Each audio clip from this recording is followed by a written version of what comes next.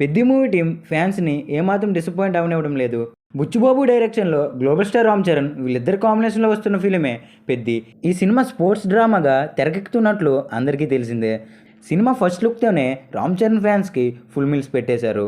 అలాగే కొన్ని పుష్ప లుక్తో సిమిలర్గా ఉన్నట్లు కొన్ని విమర్శలు కూడా వినిపించాయి. అయినప్పటికీ తర్వాత గ్లిమ్స్తో అందరి నోళ్ళు మూయించారు మూవీ టీం.